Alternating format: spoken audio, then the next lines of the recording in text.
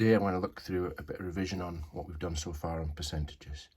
And because percentages are really just fractions, I'm going to start with a bit of revision on fractions.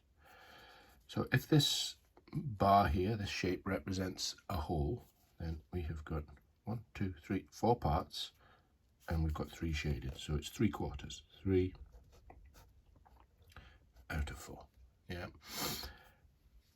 One definition of this is that it's division. 3 divided by 4. And if we do that on a calculator, you will see that 3 divided by 4 gives us 0.75. So that is the decimal for this fraction. 3/4 is 0.75. Okay. If our bar doesn't represent a whole, maybe it represents something like 24 now. Yeah, so it's no longer a whole. This thing represents 24. And we have split 24 up into 1, 2, 3, 4 pieces. So 24 divided by 4 is 6. So each piece is 6. This is 6, this is 6, this is 6, this is 6. Okay, because we've got 3 out of 4 pieces, we have got 6 times 3, which would be 18. Yeah, so that is 3/4 of 24 is 18. You've probably heard the rule, divide by the bottom, then times by the top, yeah, for working out a fraction. So all percentage are just an extension of this idea, and percentages are just, now we've split the whole, yeah, into 100 pieces. This is 10 by 10, so that's 100 piece. So each piece here is 1/100th, or 1%. Each little square is 1%.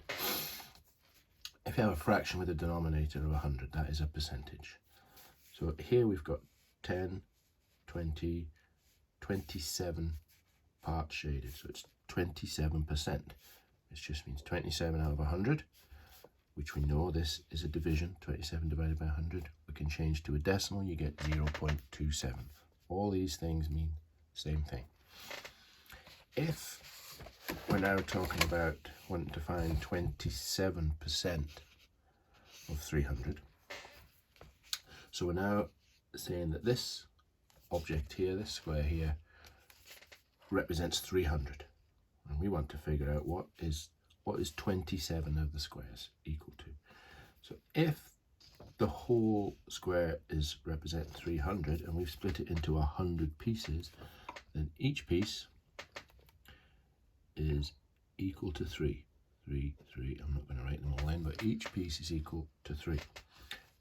Yeah, that's 1%. 1% equals 3.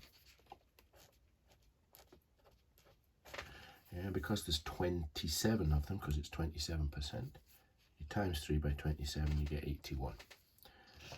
The technique that we've been using, though, is to just use the fact that